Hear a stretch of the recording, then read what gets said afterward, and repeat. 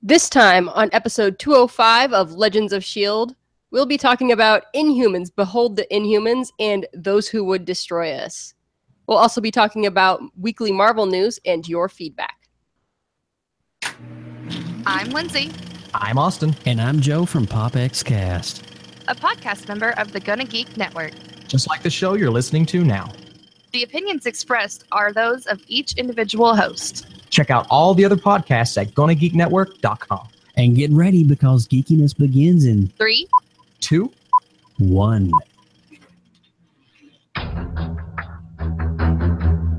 You have been granted clearance by Director Phil Coulson. Stand by for S.H.I.E.L.D. debriefing.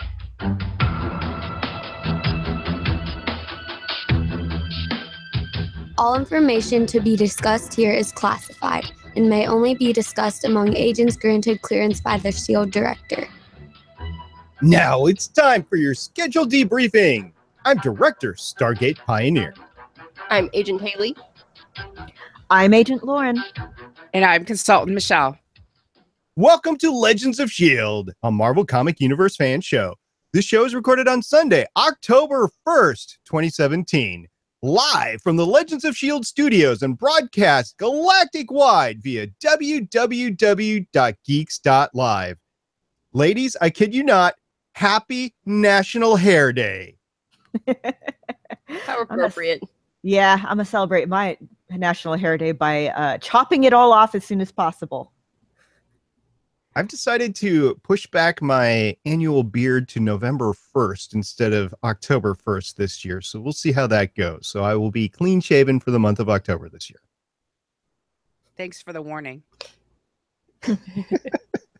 Okay, let's move on. Legends of S.H.I.E.L.D. is a fan-based podcast on the ABC television show Marvel's Agents of S.H.I.E.L.D., Marvel's Inhumans, Marvel's Defenders on Netflix, Legion on FX, the Marvel Cinematic Universe, and the Marvel Comic Universe in general.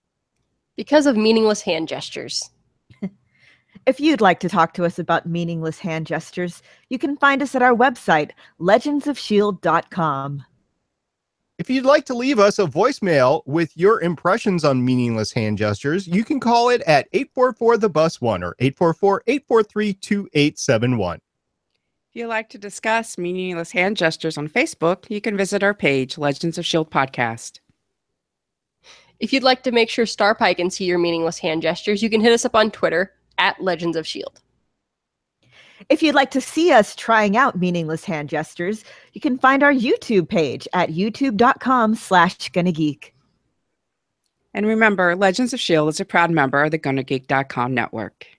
And as you can hear, Michelle has joined us again because she just didn't have enough of the Inhumans on Friday night. So we said, come on board and we can talk Inhumans on Sunday. So thank you very much for joining us again for the third time in a row, Michelle. I needed a therapy session, and this is a lot cheaper than anything else. I would agree, because between Haley, Lauren, and I, we would charge, I don't know, roughly $2,000 an hour. So this you get for free. Good. We could go the Jerry Hogarth route and charge, what is it, $5 for 2 seconds of time? Which is what, $9,000 or so I can't an hour? math. Per hour, yes. Yeah. Haley did the math. I already did the math. Oh, yeah. Well, I don't remember. I've slept since then. Yeah, I can't afford that. I don't know who can. Not me at all. No podcaster could afford that. Okay, so I'm sure Chris Hardwick could. Podcasting isn't as lucrative, and besides, he doesn't just podcast. Well, he also married into crap loads of money. Yeah, there's that. Assuming that they have a joint checkbook. Have you seen his newer suits? No, actually, I haven't seen him in a little while. So he's really razzle-dazzled up, huh? I have no idea who he married, so I'm going to take your word for it, Haley. He's doing okay. Okay, good to know. Good to know. And talking about doing okay, we're just going to get into this, and hopefully we will do okay.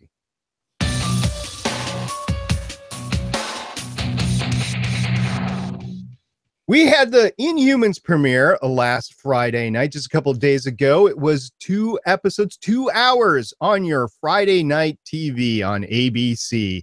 Behold, Yay. behold the Inhumans and those who would destroy us. And I'm pretty sure I got the Behold the Inhumans, but does anybody want to take a stab at those who would destroy us and what that title means? It's Scott Buck and his team trying to destroy our Friday nights. I don't know if they mean humans or Maximus or Maximus talking about the other Inhumans. I'm so confused, you guys. Okay, so we're duly noted as being confused by the title. If anybody has a better idea of how to characterize it, please get a hold of us and we will talk about it next time. In the meantime, let's move on with the creative team behind these 2 episodes. Haley, who directed them? It was directed by Roel Rhine. He has 38 directing credits going back to 1990, but a lot of this looks like it's German television. Nothing I've really heard of until more recently. He did an episode of Black Sails, and he did 2 episodes of Inhumans. He also has a bunch of producing credits. He also did Scorpion King 3, Death Race 2, Death Race Inferno, The Condemned 2, Man with the Iron Fist 2, which I didn't realize they made a sequel to. So I might actually have to check that out. The guy you get for direct-to-video sequels? Well, yeah, and actually we've talked about him before. He's the one that said, I think they hired me because I work cheap and I work fast. Could be indeed. And given what he had to work with, he probably did okay. Was it dubbed in German? I don't know. I'd like to see that one, the German dub of it. In the meantime, Lauren, who wrote this episode? This episode was written by Scott Buck, who we've been talking about a lot lately because he was the showrunner for Iron Fist and wrote 3 episodes of it. He's also written 5 episodes of Coach back in 1996. His first writing credit was an episode of Charlie Hoover in 1991. He wrote 3 episodes of The Oblongs, 7 episodes of 6 Feet Under, 2 episodes of Rome, 17 episodes of Dexter. And let's see, he wrote 2 episodes of The Inhumans and is writing for a TV series coming up called Fobbit, which has like no information for it.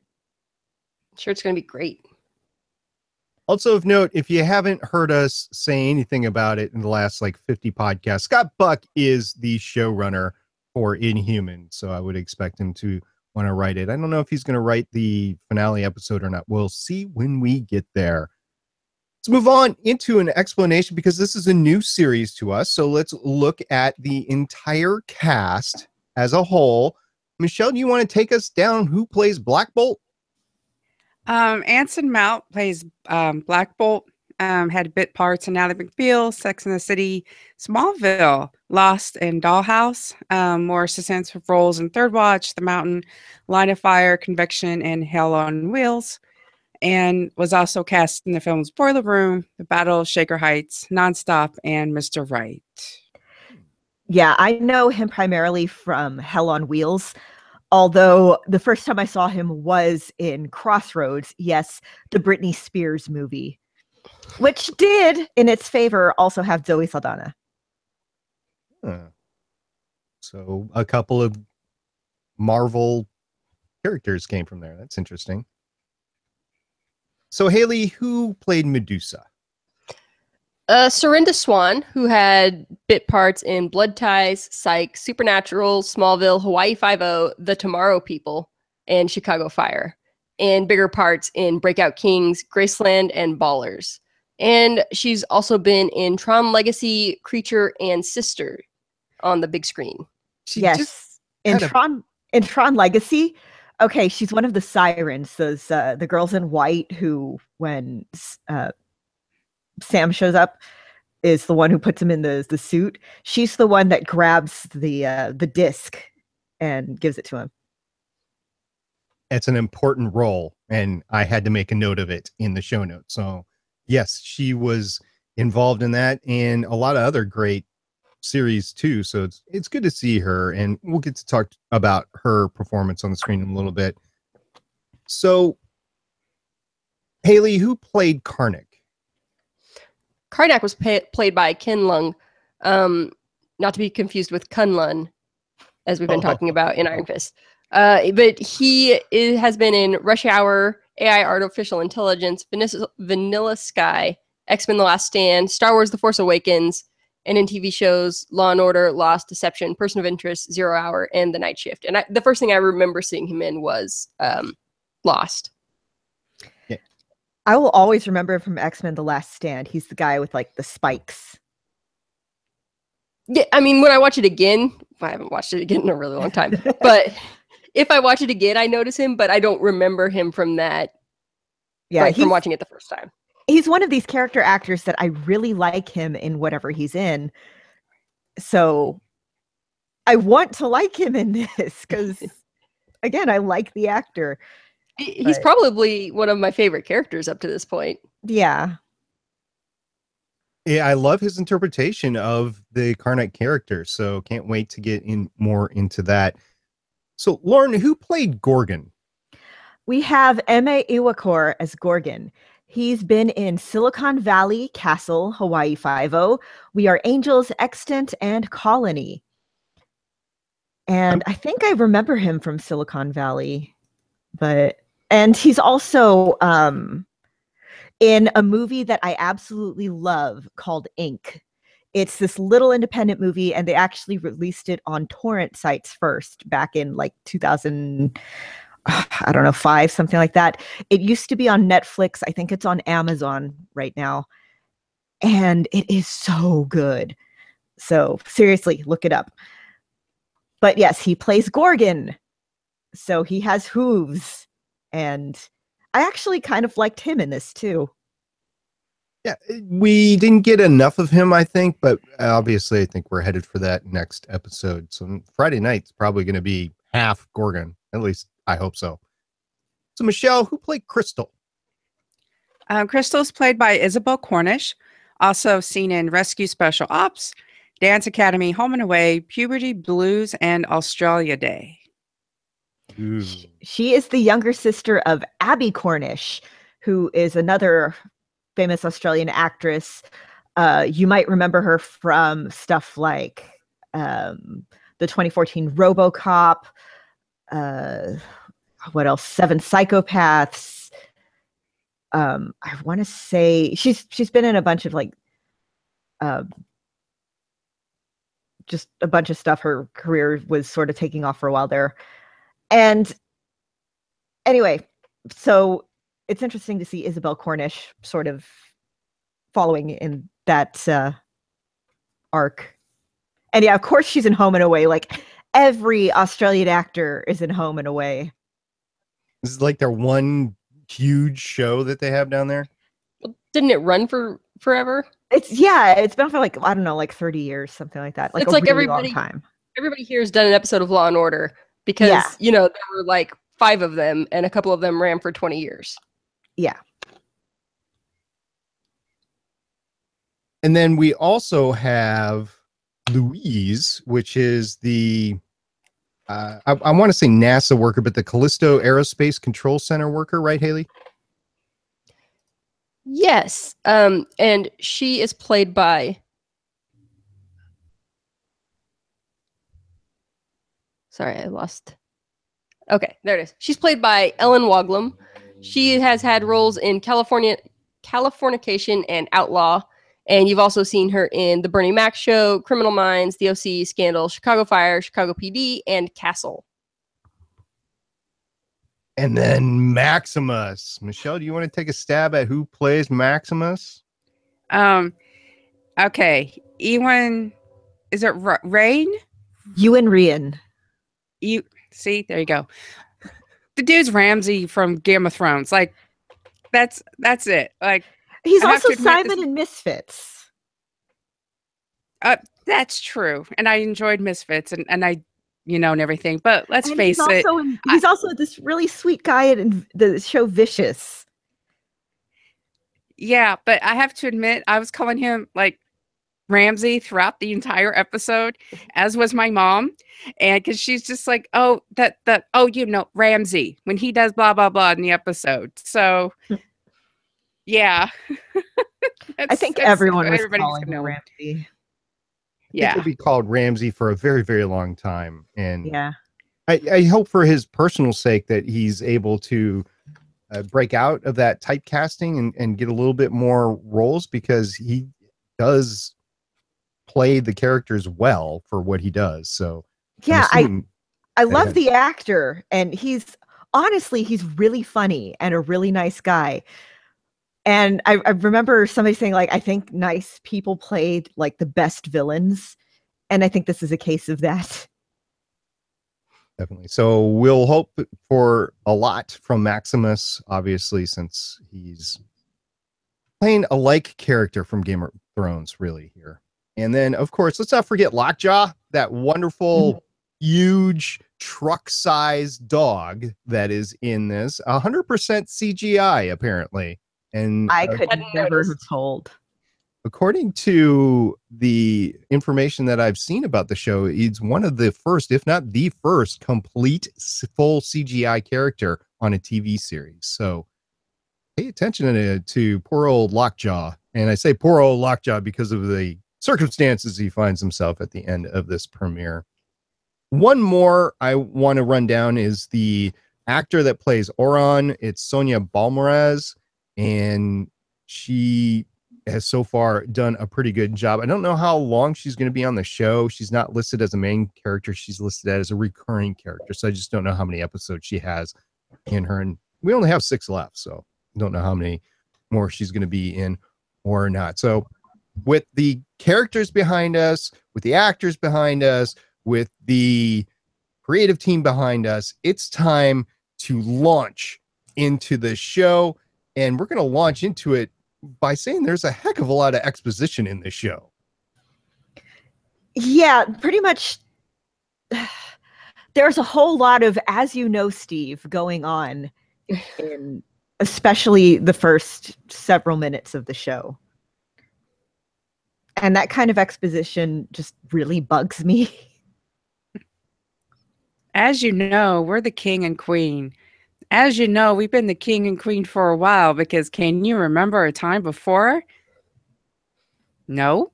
Yeah. Also, as you know, Maximus became a human when he went through his Terragenesis. As you know, they brought Crystal, that up a lot. They did. Yeah. Like- As you know. I was You just going to say that if you're trying to create sympathetic characters, making them be super racist is not how to do it. Because as you know, if you don't make the cut, you end up in the mines. And again, having your sympathetic characters send people to be literal slaves in a mine, not making them terribly sympathetic here. Also, your villain is the guy that wants to free them from the mines. Like, Yeah. who are we supposed to root for? Like, in all honesty, I'm rooting for Maximus here. I know, especially after he shaved Medusa's head, so we don't have to see that awful hair anymore. Oh my God. I have so much to say about that scene. Yeah, that was no bueno. But yeah, so much exposition, so much very clunky exposition. And these actors, I mean, bless them, they're trying so hard with what they've been given. But There's moments of brilliance here and there. It was, you had to hunt for it, but it was there, especially their performances. Karnak, for example, had a couple of great scenes there. My cool thing, we all agreed to bring one cool thing to the table. And my cool thing was, it was cool to see the moon version of Adelan. Now, I realize this is not necessarily the comic book version, but it was nice after so many years of trying to figure out what Adelan was in this universe here. This is basically the MCU still. And we finally get it on the moon. Whole bunch of problems about that being there, but it is on the moon, and it was nice to see it and what it was. So that's my cool thing of the episode. Now, Lauren, you had a note about Black Bolt's expressions. yeah, I will say that Anson Mount does about a 50-50 job of being really, really hilarious here. There's a lot of times where he just looks, I mean, he's trying very hard to act with only his face. It is a really difficult job to be limited in your ability as an actor. I mean, I've heard people talk about it, like when Ty lost an eye in Battlestar Galactica and had to wear an eye patch. Michael Hogan was talking about how it really limited his ability to project and stuff. And Adam Driver, when talking about how playing Kylo Ren through the mask, you know, the thing that helped him there was there's a class at Juilliard that teaches mask work. But here, it's like he was really, really overcompensating by giving very exaggerated facial expressions. And it mostly didn't work for me. But once he got to Hawaii and he's in this whole fish out of water situation, it becomes hilarious.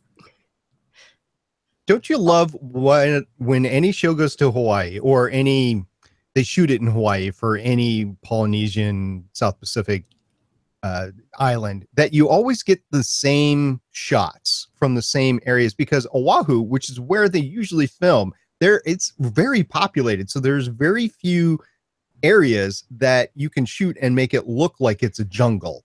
Yeah, it's mostly done, and I recognized a bunch of these places on Kualoa Ranch. I actually, a couple years ago, I went on a cruise to Hawaii, and I was really lucky and got to go to Kualoa Ranch. And I didn't get to do the movie tour where they take you to where they filmed like Jurassic Park and Lost, and they still have a bunch of the sets standing, or portions of the set, like the gates from Jurassic Park and some of the statues from Lost. But they film, like, there's some mountain ranges that it's just incredibly obvious if you've seen them. Oh, that's Kualoa Ranch. There's just portions, and it's because they have the infrastructure to be able to drive out there, whereas in some other portions of the island, they don't have the infrastructure to carry you out there because it's still very, very mountainous and jungle, and it's very difficult. Yep. So basically, if you've seen those film pieces, screen pieces before, you've seen exactly where they're filming on Oahu. But if you don't have the history of those things, it looks cool being there. So it's kind of like how if you see a show shot in Canada, you will recognize the same like 5 trees and stump. And that one house. Yeah. Yeah, the CW shows on comic books in Vancouver, they're getting kind of tight on reusing areas to shoot on, because we've seen multiple areas several times on several different shows, and they're supposed to be different cities. So it does get, if you're watching the show with that critique, those shows, I should say, it gets a little bit repetitive, but hey, it's just popcorn TV shows there. And that's, I guess, what this is supposed to be. I don't know. We'll get there in a second. Let's talk about Medusa's hair, since that was a huge thing that happened in these 2 hours. Medusa's hair was very capable thing of its own, an entity of its own. It was capable of doing a lot, and they just got rid of it. And it was very painful to watch. Yeah, the whole thing, they were like, okay, how do we make this guy, our designated bad guy, unsympathetic?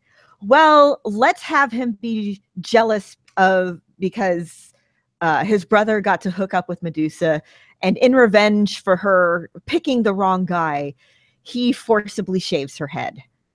And it's honestly, it's horrible. It's just this very honestly sexualized act of violence, and I was not there for that.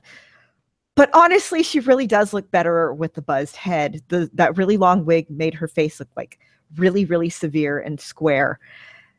And the buzz cut looks cool. But the way that they did it was really, really, really awful. Yeah, one of the things that my mom said about the show was predictable. And she's like, I knew the younger brother was going to, revolt. I knew he was probably jealous of him being with Medusa. I figured out they were going to shave her head. And it's one of those things that where I wish we had spent more time with her and her hair. I mean, it was nice, like we got the bedroom scene, and the hair with the manipulating their Apple Watches or whatever they are. But we don't know if it's like her actual power or if it's like, I have no idea which interpretation of Medusa they were going to go with, because in the comic book it's a little bit different. So it's more like, oh my goodness, she had this hair and then now it's gone, and it's like, did she suffer pain? Is the hair a living entity, and did that suffer pain? Can her hair grow back?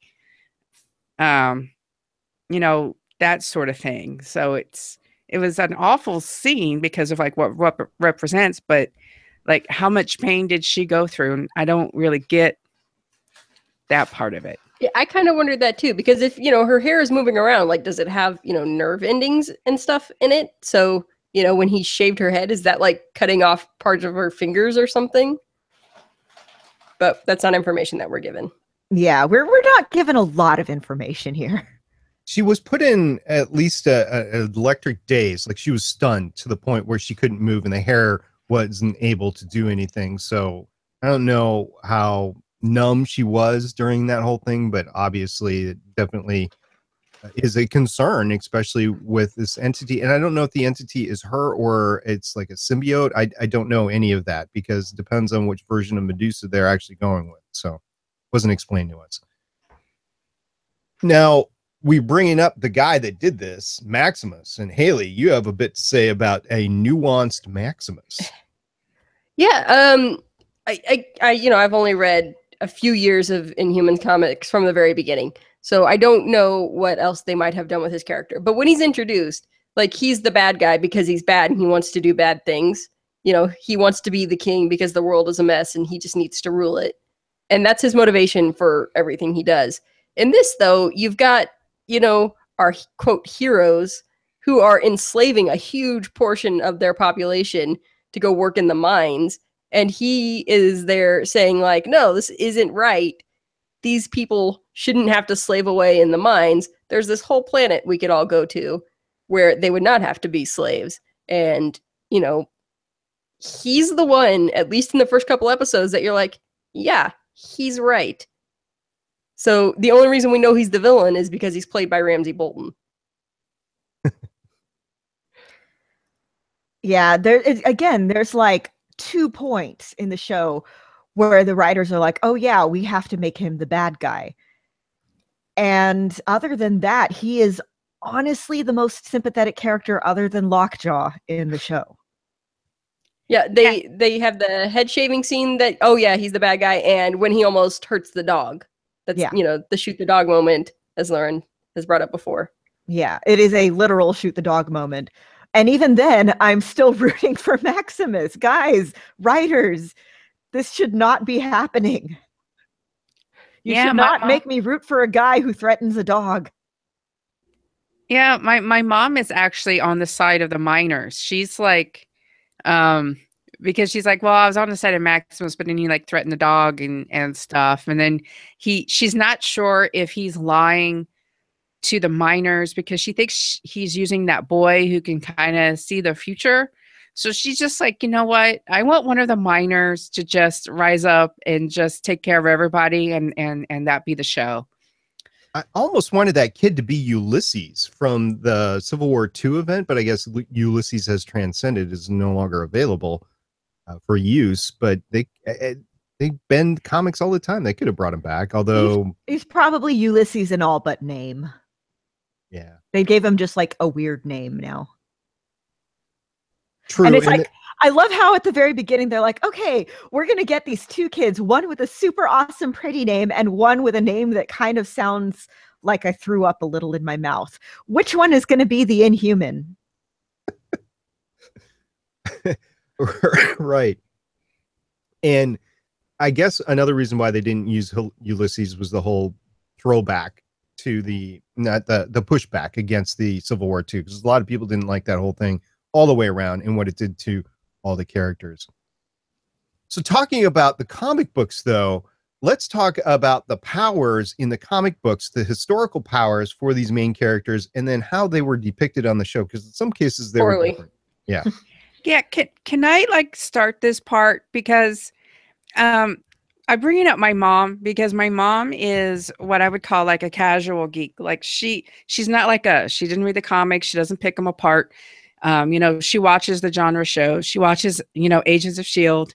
And I told my mom, it's like, look, I want you to just watch it. No, you're not going to ask me what happened. No, you're not going to ask me anything. I just want you to sit down and I just want you to watch it. And I want you to tell me what they can do. And she actually, you know, she's like, okay, Black Bolt, his voice kills things. Medusa, she's just like, okay, her hair is special and now that's gone. And so she's just human.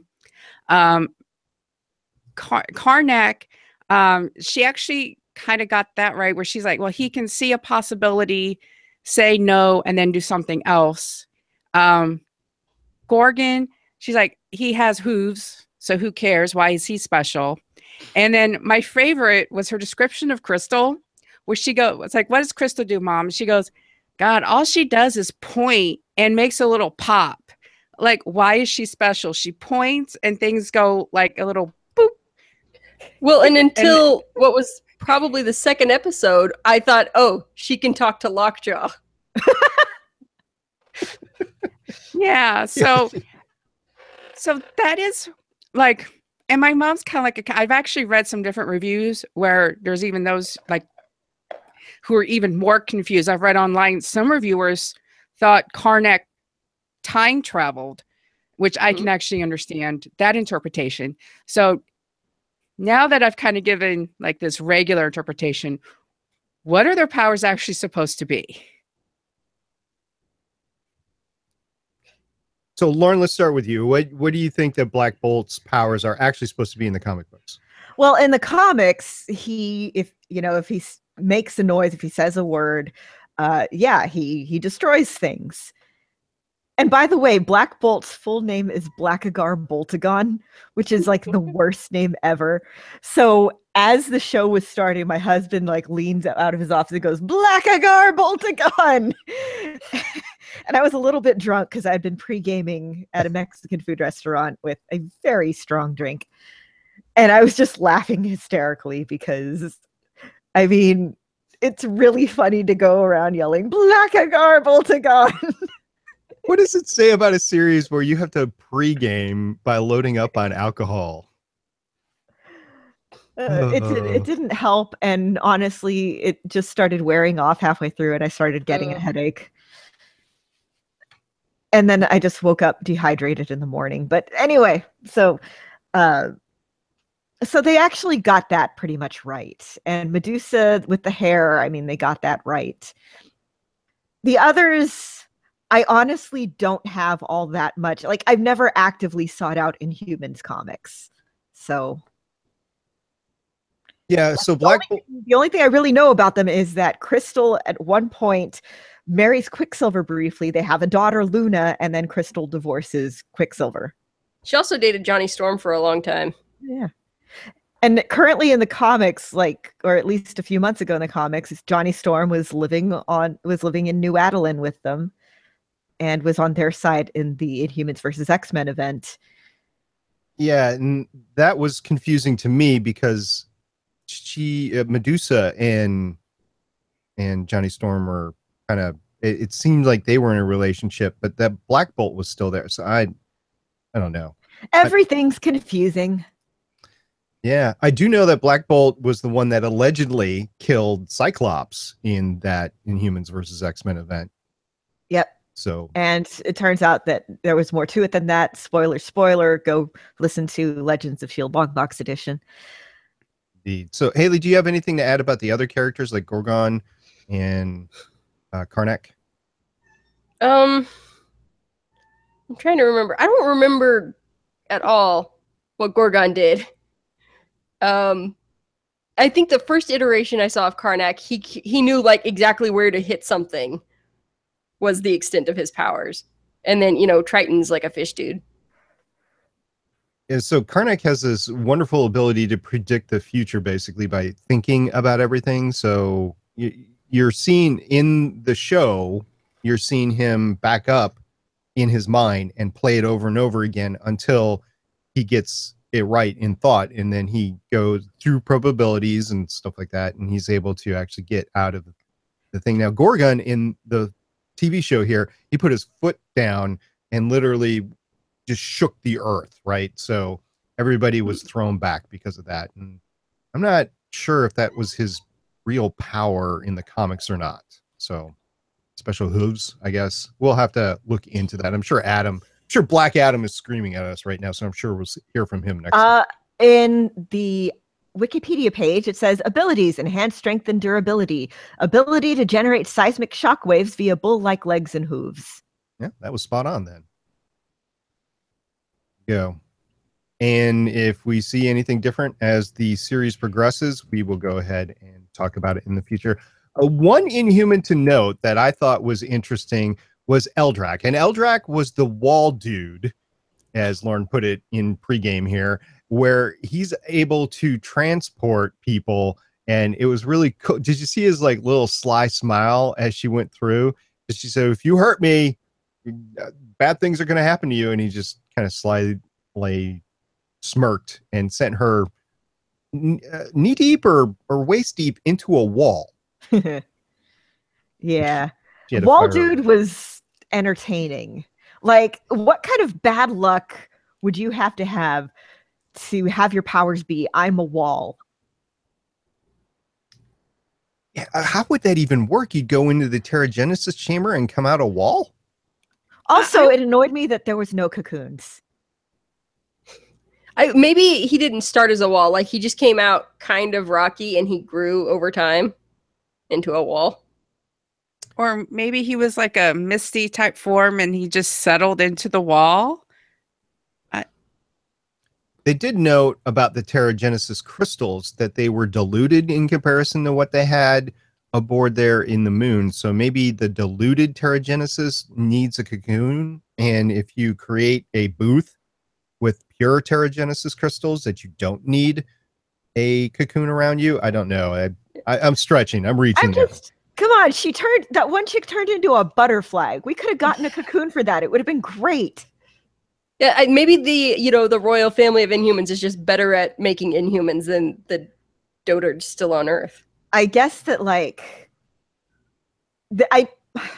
get that they wanted to probably distance themselves from the Inhumans portrayed on Agents of S.H.I.E.L.D., but there's a visual language that we're used to.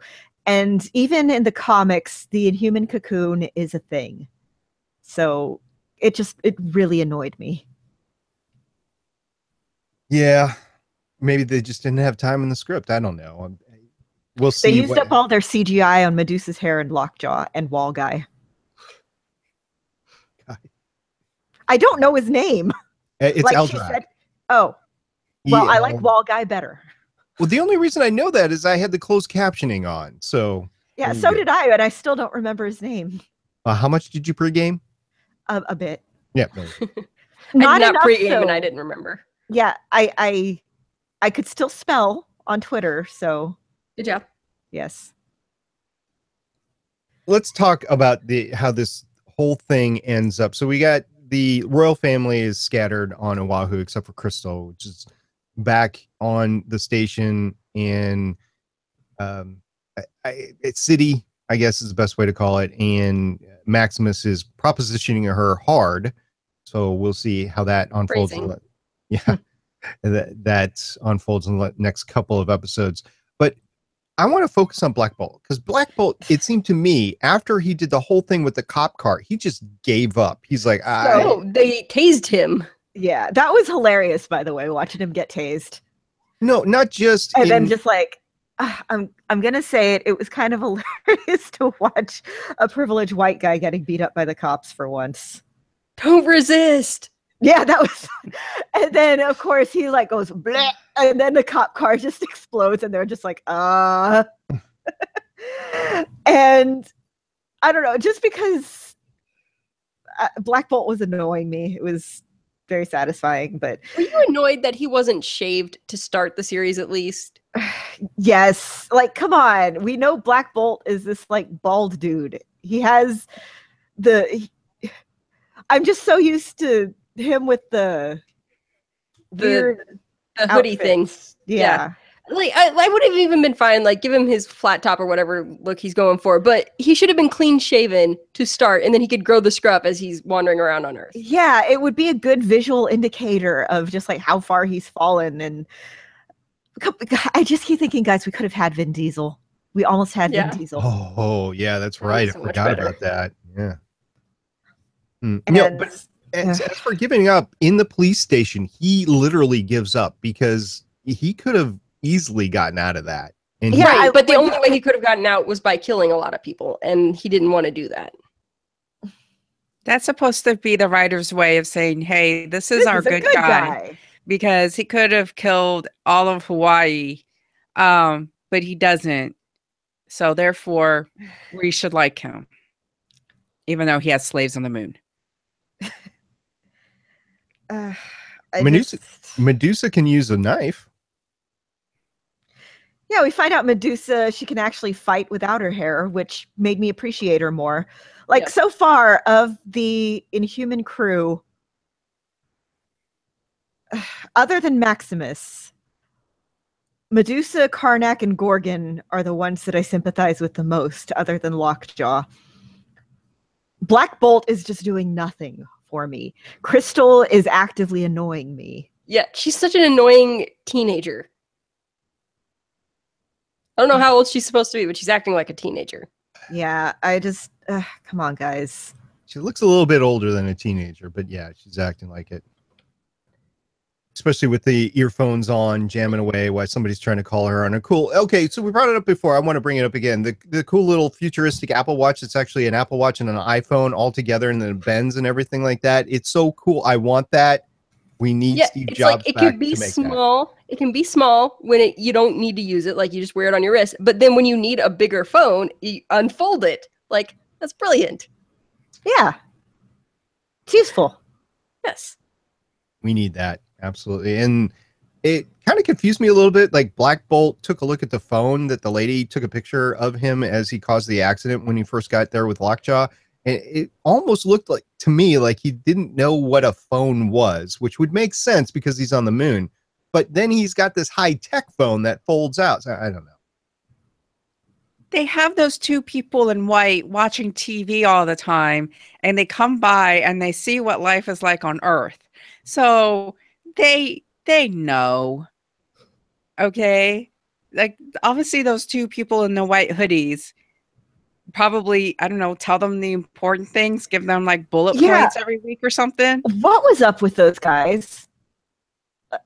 They were projecting the news feeds from Earth. Yeah, but they didn't tell us anything about them. And when there's a fight, they just sit there. Yeah. Yep. It takes a lot of energy to watch that much satellite TV. Were you guys a little disappointed in the fight scenes? Yeah. Yeah.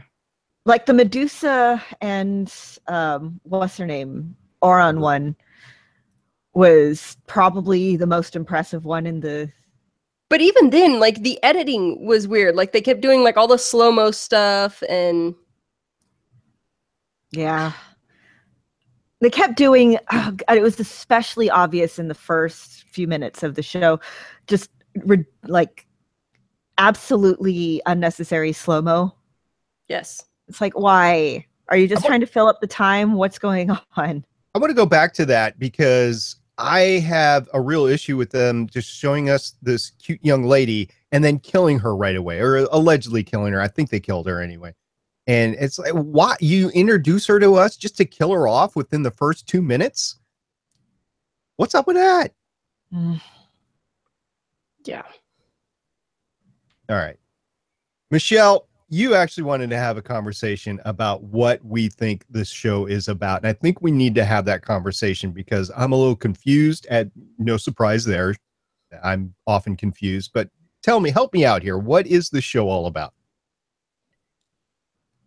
Well, it's called The Inhumans. So it's about them, but like I don't really so we're dealt with a typical brother versus brother. One is king, one is not. There's a revolt. So they all Maximus wants to do is to like go to Earth and hang out. It's almost like they could like I don't understand why are they on the moon? How come they aren't in like this remote part of Canada and just hanging out there, or like some because part of me is like, well, secret country somewhere. Well, that's Wakanda. It's with the shield with Black Panther. So it's like I don't get why are they in the moon? Why do they need to mine things? How do they deal with our gravity? How come they know English? Because that's another thing. It's like, how come Black Bolt needs his own sign language, but everybody speaks English? Anyway, so there's obviously not we want to take over the world thing going on. So there's not that plot. The humans aren't exactly attacking the moon. So there's not that plot. So it's about maybe Black Bolt and them going back home. It's about Perlmutter really wanted to do the Inhumans. Yeah. Oh my God. Speaking of the made up sign language. Okay. I don't necessarily have a problem with it because they wouldn't know ASL. ASL was invented in, let me find. ASL was invented in like 1817, like formalized then. So if they went to the moon before then they would have no reason to know it. However, you're not telling me there aren't any deaf people on the moon in all this time they've been living there. There should be some kind of system that they would have worked out for non-communicative or deaf, like nonverbal or deaf people to communicate. I mean, you can't just rely on like telepaths or whatever. Well, he also had a very limited set of hand gestures he was using. Like, there's no way he was communicating full thoughts and sentences with like the 4 gestures he was using. What I saw in like the interviews and stuff was that they were like, oh, Medusa, like him and Medusa worked out this system between them. So she kind of taught him all this stuff. And it's like, again, you're not telling me that, I don't know, the world building I thought was lazy. But again, it's what you were saying, Michelle. Like, there's just all these logistics and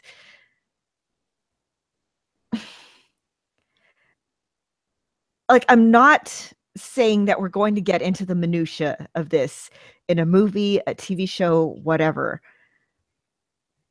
But there's so much you could do with set designing, with just little background things that could hint at how stuff happened.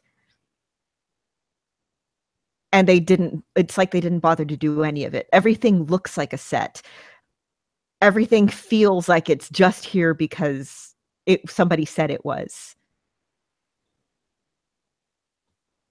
You brought forward, Michelle, the question of the mining, and I have no idea. That's a great question. My assumption was that they had to mine for additional space and resources in order to keep their growing society going. That's what I had taken from that. I might be wrong. I probably am, but that's the assumption that I had. I thought they were mining for Terrigen. What are they eating? Exactly. What are they eating? How? Soylent Green. Do they have animals, farm animals up there? Like, where's the farm dome? That is, like, agriculture is a very resource-heavy thing. Yeah, like, where are the factories where they refine whatever it is they're mining? How are they used to our gravity? Why do, like, the common people only wear, like, shades of gray and black, whereas, like, the royal family gets to wear the pretty colors? Where do they get the material for this clothing? Who creates the technology? How come there aren't any ships? Why they need to teleport? How come there aren't ships? Well, Well, if if you you could have teleport, teleporters, you wouldn't need. Yeah, But they also appear to not really go anywhere. They just stay here on the moon. And then if they're a closed society, how can they have genetic variation? Because if you have a small population, eventually everybody's going to be each other's cousin. And then They do have a genetic council, and maybe that's part of their job is to like make sure people don't get too inbred. It's kind of like that Icelandic dating app where you're making sure you're not dating somebody who's too closely related to you. Oh yeah, they have that in Didn't South even know Korea. In South Korea, they have to actually trace to make sure that you're not, because that's also a small population and everything. So, yeah. Interesting. I need to look more into this. This is very, very interesting. Which is genetic bottlenecking is a thing. Yeah, and that's what all the Inhumans is about, which is a good place to leave this series.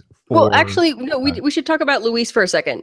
The Earth person. Yeah, they keep introducing her, and we have they don't do anything with her. Right, but she sees something weird, on her imaging in a world where we've seen the Hulk and Thor and Iron Man, and they think she's deranged. They forgot that they're in the Marvel universe. This one guy running her organization. No, you can't, like in Iron Fist, you can't just dismiss somebody as crazy anymore. Because they might not be. You can't just dismiss her as a crackpot. She might be right. Exactly. Yeah, unless this doesn't take place in the MCU, which we don't know. I'm so confused. I think it does because they made all the references to the Terragenesis that was ongoing because of the contamination of the water supply. I'm so confused. Welcome to my world. Yeah. Okay, so Louise, by the way, is I want to say scientist, but she's more like a project manager, project director, program director at Callisto Aerospace, where they had the little rover on the moon that they took very sloppily to have a picture taken of a hoof before they disconnected it. And she's convinced that something's on the moon with a hoof. And then to get to your lady's points, she corroborates it with weird energy spikes, which they all believe and all agree happen. So you take this rover with this hoof that appears out of nowhere, and you take these energy spikes. Yeah, of course there's something going on. Duh, worst corporate leader ever. And then so that was Gorgon who did that. So do they need spacesuits in order to go outside of the moon? Because I didn't see him in any sort of spacesuit because it was just a hoof. And because the rover hit the wall. So did he let it in to stomp it, or I don't know. There Are you complaining about a boy playing with his little car? I guess. All right. Just because somebody else was driving it doesn't mean that Gordon can't come around and take it for his own little stash. It was neat that Karnak was taking a look at it and go, still using lithium for the battery. Okay. Anything else for the episode? Michelle, anything else? My one positive is that I'm really glad the cast isn't all white people. Yeah. Yeah, even though it's supposed to be a family and they're all related in some way, I guess. Yeah, that was good to see as well. Haley, what do you got to end this up with? I don't know. I'm glad there's only 8 episodes. Yeah, 6 left. Lauren, what do you got? I'm really hoping that we see improvement in the writing over the next couple of episodes, and that they actually give us characters that we can root for instead of designated good guy, designated bad guy. I'm trying to remain positive, but it's just really hard. Yeah, now recently we did episode 200 of Legends of S.H.I.E.L.D. in which we went back in time and watch the pilot episode of Agents of S.H.I.E.L.D., a lot of people at that pilot had a lot of these same things that we were talking about with that pilot. And then years later, 4 years later, we watched it and going, hey, that's actually pretty fun for us to watch. So hopefully this won't be as bad and it's actually setting up some things to come. It could happen. We don't know. And remember, you can't have all good things without Encounter at Farpoint for those Star Trek TNG watchers. Some things just take time. We'll see how this turns out. We'll see if they get a second season. We'll see if this translates into the MCU directly. We'll see if this actually is affecting Agents of S.H.I.E.L.D. later on this year. All great questions we don't know the answers to. And talking about the broader Marvel comic universe, next episode number 206 of Legends of S.H.I.E.L.D., we're going to be talking about The Defenders, season 1, episode 1, The H Word.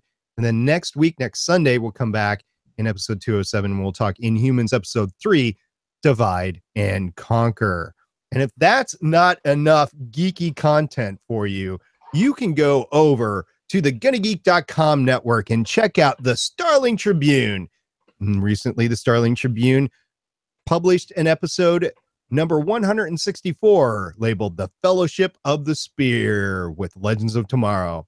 The Starling Tribune reporters, Stargate Pioneer, Chris and Michelle discuss the Legends of Tomorrow second season 15th episode, Fellowship of the Spear.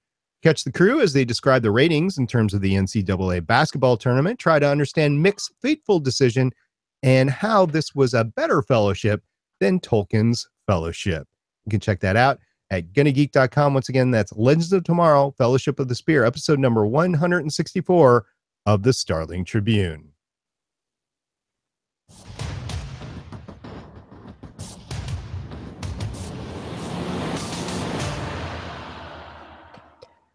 All right, news. We've been talking about the Punisher, and we got another Punisher promo this week. Yeah, it was a thing from, what was it? Instagram. And somebody on IO9 saved it. And it's just like him walking through the frame and going through flashbacks. And you see like some of his time in the military, the death of his family, a really creepy soundtrack. It's really cool. It's only like 50 seconds long, but it's interesting. Very, very creepy, honestly. That makes sense with the Punisher. It's what I would expect.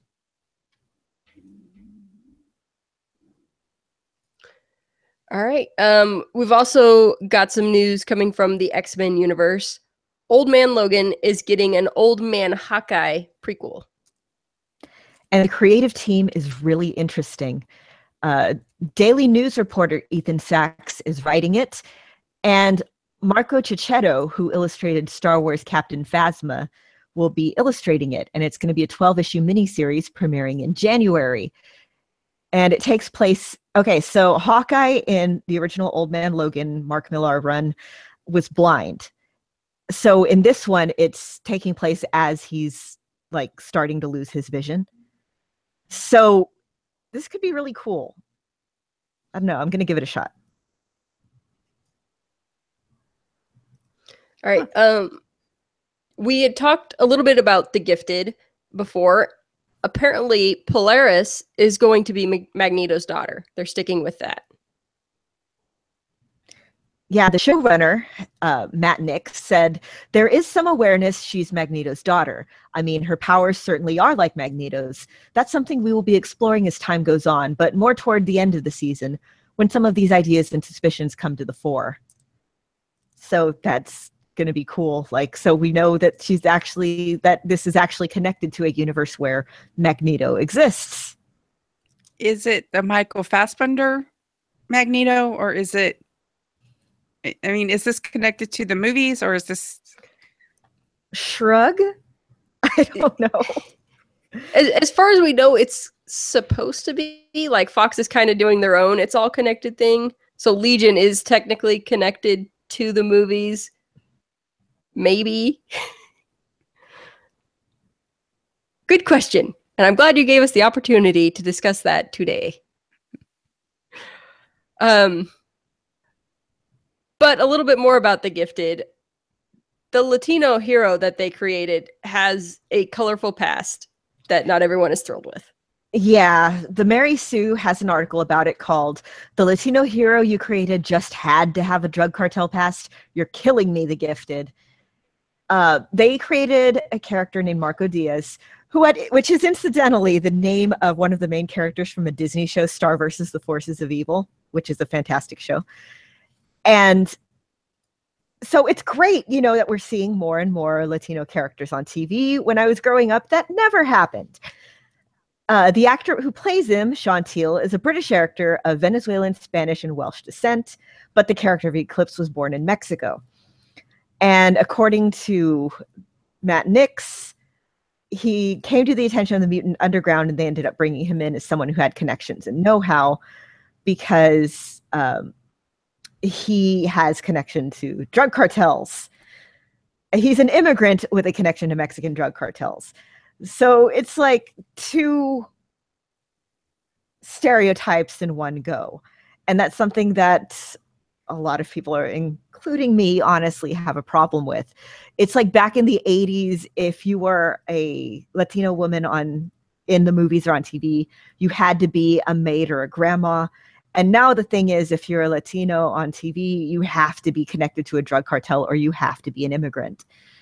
And it's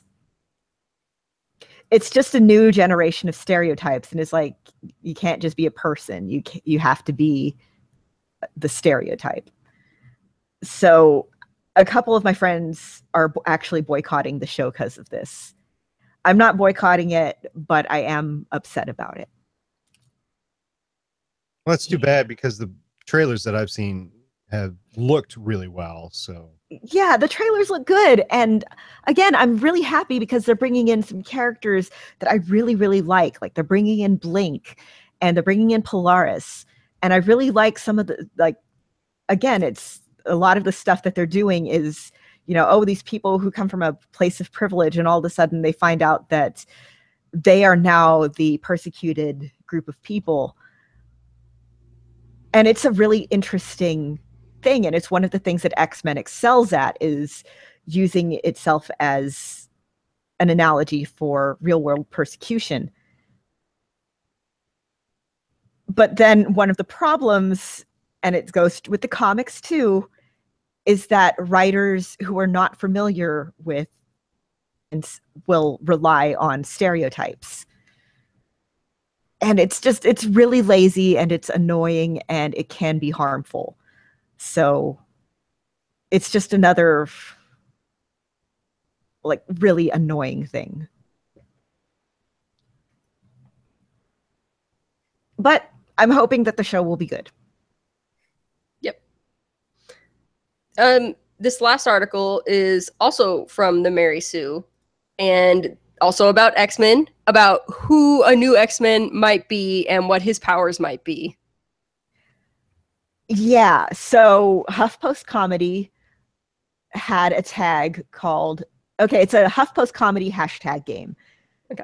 And it was mutant Trump powers. And there were some really, really funny ones, like the ability to see very fine people that are invisible to everyone else, able to repel women with a glance. Can watch tall buildings in a single bound. X-ray blindness. That was a good one. Yeah. Ability to magnify crowd sizes. Ability to summon undead. There's some really, really funny ones. So that made me laugh. yeah, and with that, that's the end of the news this week. We're going to move on to some feedback.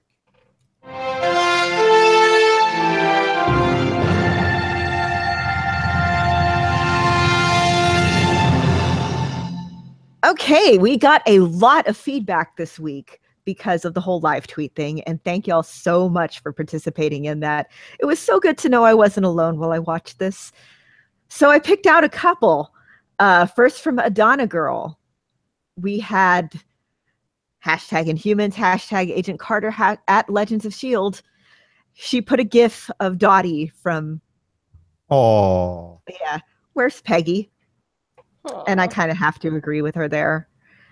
From Starsaber, our consultant Black Adam, Starsaber_222. He pointed out also, since Medusa can control her hair, I wonder if she felt pain when it was being cut off. We discussed that a little earlier. And yeah, that's one of those really horrifying things that you think about later. We sure did. Cajun_Sean, friend of the show, said, I'm watching Ancient Aliens and it's by far more entertaining than Inhumans. And a positive tweet for the show. @Wes Sager said, huh? So much hate. Anyways, I like it and feel like they worked on it and fixed some things since the IMAX release. Not as bad as people say. That's interesting to know because none of us saw it in IMAX. Yeah, Black Adam did. And I was out of the state, so I didn't get a chance to see it. And I know y'all didn't see it, obviously. Not many people did. Yeah, and it only was in theaters for a week so that they could release it, which I'm finally going to go see this week. I'm so excited. Yeah. By the way, for the Peggy Carter tie-in, there is one in the show, and that's Black Bolt, Anson Mount, was on Conviction, which is the show that Haley Atwell had after Agent Carter. So there is... Also, not many people saw it. Yeah, sadly. While I was watching it this week, I was thinking, I'm glad I didn't see this in IMAX because I bet the effects really looked crappy on an IMAX screen. Yeah, it was pretty obviously done on a TV budget. But yeah, I'm glad it worked for some people. Again, I don't want projects to fail, but it has not clicked for me so far. We'll see. We also have a voicemail. Yay! We do, and it's from Black Adam, who watched the IMAX release. So we'll see what he has to say right now. Hey guys, it's Adam calling in with feedback for the opening two-parter of Inhumans, and well, actually, I didn't get a chance to watch all of it this week, but I did watch it in IMAX at the beginning of the month, and so here you go. I think it does have some significant problems, but a lot of pilots do. I think it has potential, not as much as, well, Agents of S.H.I.E.L.D. had some growing to do in its first season too, but it had a full season to do it, which Inhumans isn't going to have. But hopefully they'll make some good progress going forward. We'll just have to wait and see. I really liked Karnak, and then Black Bolt did a good job of expressing himself with the limitations of the character, which have to be really tough for an actor. So I give him a lot of credit for doing as well as he did there. I do find it interesting that they basically depowered or captured basically everyone to save special effects money going forward. I mean, with Karnak, his powers are acting up, but they don't have to do the effects for them every time. And Gorgon, you just have to do the effects every time he's on screen. I have to admit that my first thought when they started shaving Medusa's head was, well, there go everyone's complaints about the wig. We'll have to see how that goes. She and Crystal are probably the characters that I connect least to at this point, which is unfortunate, but like I said, they'll have time to develop that. Well, I kind of have an idea of what Lauren thinks from the live tweets, but can't wait to hear what the rest of you think. Talk to you later. Bye. Thanks very much, Adam, for the voicemail. It's nice hearing your voice again on Legends of S.H.I.E.L.D. And to everybody else out there, feel free to send in a voicemail on your thoughts about Inhumans or the Defenders, since we'll be starting that next Thursday at 844-THE-BUS-1 or 844-843-2871. So Adam admits that there's significant problems, but there's potential. He really liked Karnak, and so did I. And he talked about the Black Bolt's expressions and the fact that depowered everybody. I think that's an obvious thing that they're saving on special effects, but you can't capture the royal family without depowering them. Otherwise, they'll find a way to do the superhero fight like every episode. So I think it's more than just special effects. I think it's storytelling as well. I don't know. What do you ladies think? Budget. Yeah, a lot of it I think is budgetary reasons, story reasons, because they are overpowered. I mean, if it's, typically from what I understand in the comics, it's always Inhumans fighting other really, really superpowered people. Whereas here, if they're going to Earth and they're fighting mainly non-powered people, it's the gods versus humans thing. Indeed. Well, thanks very much again, Adam. We really appreciate it. Keep those voicemails coming in. And we also have a comment on YouTube. This was from our last episode. It was from Humperdew2. Hey, can you do a live episode on quantum computing? LOL. That'd be cool. We should do that sometime. Y'all would have to be the ones talking about it because I know nothing about quantum computing, or else I can read up on it before then. You're talking about particles that can be in two places at once. I think it'd be right up your alley to read up on it in 15 minutes and be able to discuss it. All we need to do is call up, the Prime Minister of Canada, Justin Trudeau. Yeah, we'll just call him up, bribe him with some more Star Wars socks, and he'll explain it for us.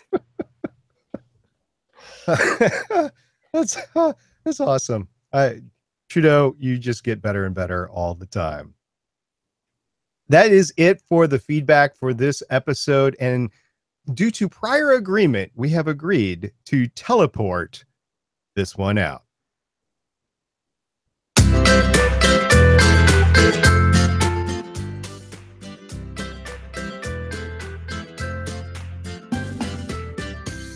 I want to thank everybody who has been with us this summer, and you're coming back for the wonderful fall season of comic book TV.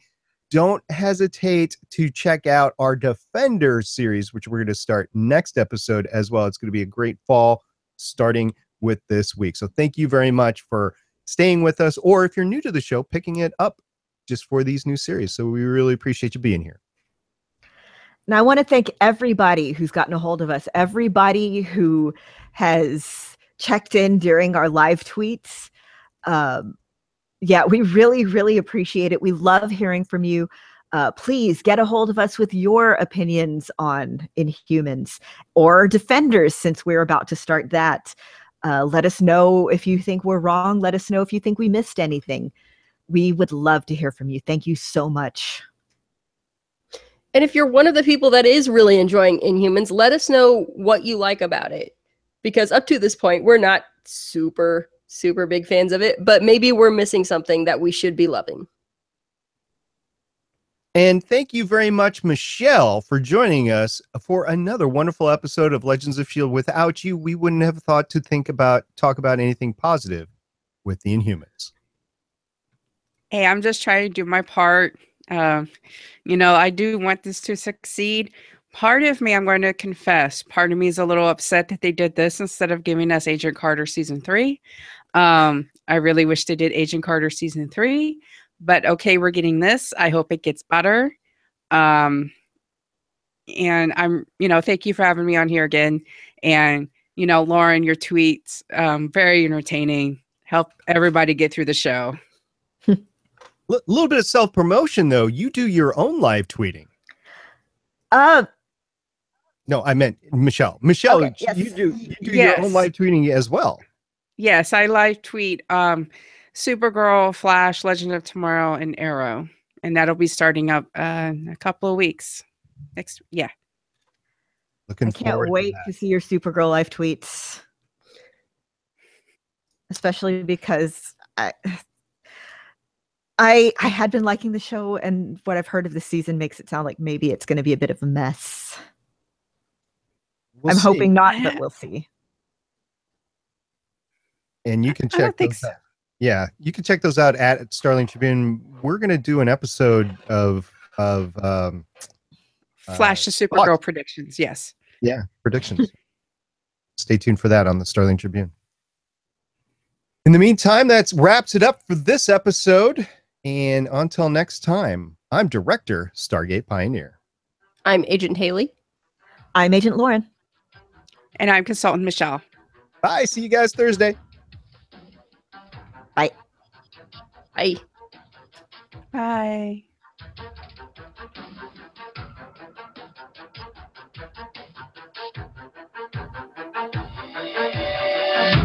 Thank you for listening. If you want to leave us feedback, go to gonnageek.com and you will find all our contact information and other shows. You can also visit legendsofshield.com where you'll find our complete archive of podcasts. The music heard on this podcast is by Kevin MacLeod, found at incompetech.com, and also artists on pond5.com and audiojungle.net. The opinions heard on this podcast are those of the individual hosts and do not represent Stargate Pioneer Productions, Legends of S.H.I.E.L.D., or Gonna Geek. Agents of S.H.I.E.L.D. is the property of the Disney Corporation, Marvel Studios, and ABC. No infringement is intended.